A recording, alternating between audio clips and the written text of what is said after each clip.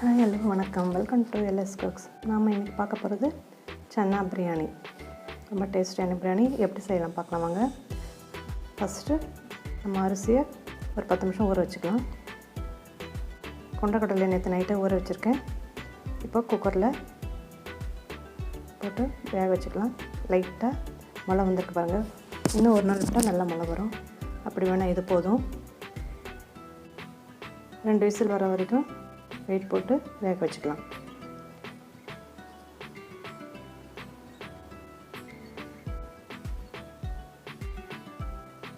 ரெண்டு விசில் வச்சு போதுங்க,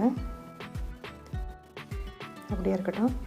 இப்போ இதுக்கு தேவையானதை அரைச்சிக்கலாம். புதினா, கொத்தமல்லி, கறிவேப்பிலை, இஞ்சி, பூண்டு, ஒரே ஒரு பச்சை மிளகாய். பூண்டு நான் 3 பல்லு போட்டிருக்கேன். உங்களுக்கு எவ்வளோ வேணுமோ போட்டுக்கோங்க. குறைப்பாக கொஞ்சம் அரைச்சிக்கலாம். வேணுன்னா தண்ணி விட்டு அரைச்சி வச்சுக்கலாம். இப்போ குக்கர்லேயே செய்ய போகிறதுனால குக்கரில் எண்ணெய் விட்டு 2 ஸ்பூன் நெய் விட்டுருக்கேன். பட்டை, லவங்கம், ஏலக்காய், சோம்பு போட்டு தாளிச்சிக்கலாம். வெங்காயம் ஸ்லைஸாக நறுக்கி வச்சுருக்கேன்.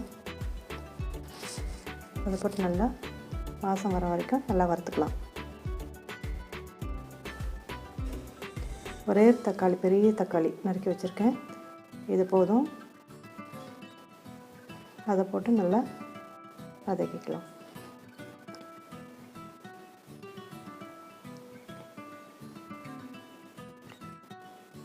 1 டீஸ்பூன் மிளகாத்தூள், தனியாத்தூள், கரம் மசாலா, மஞ்சத்தூள் வச்சுருக்கேன். அதை போட்டுக்கலாம்.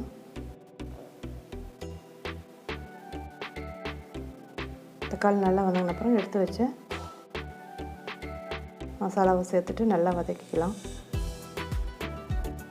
பச்சை வாசனை போகணும். இப்போ நம்ம அரைச்சி வச்ச மசாலா போட்டுக்கலாம். புதினா, கொத்தமல்லி அரைச்சி வச்சுருக்கோம்ல, அது போட்டுக்கலாம். புதினா, கொத்தமல்லி பச்சை வாசனை போகட்டும். நல்லா வதக்கியாச்சு. தக்காளியும் நல்லா ஸ்மாஷ் ஆகிடுச்சு. இப்போ நம்ம வேக வச்சு வச்சுருக்கோம்ல சன்னா, அதை போட்டுக்கலாம்.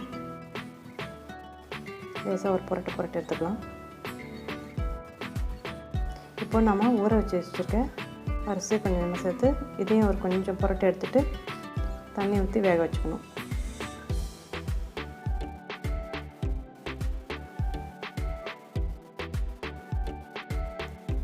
லேசாக அந்த எண்ணெயிலேயே நல்லா வதக்கிக்கலாம் அரிசியை.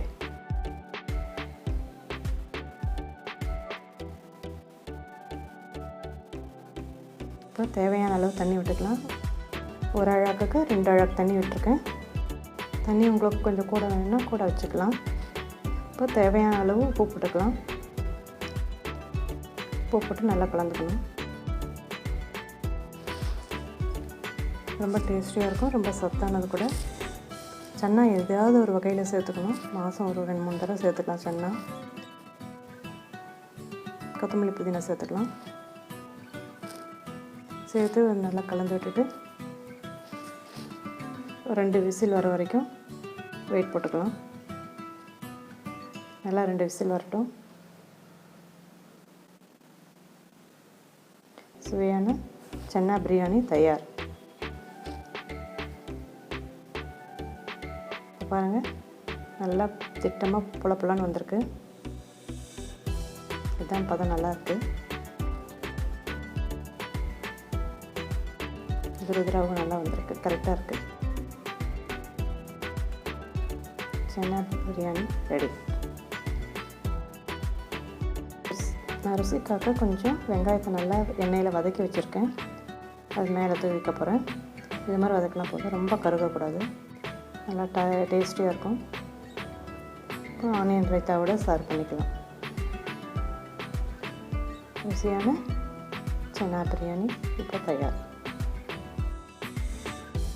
பிடிச்சிருந்தால் லைக் பண்ணுங்கள், ஷேர் பண்ணுங்கள், கமெண்ட்ஸ் பண்ணுங்கள், சப்ஸ்கிரைப் பண்ணுங்கள். தேங்க்ஸ் ஃபார் வாட்சிங்.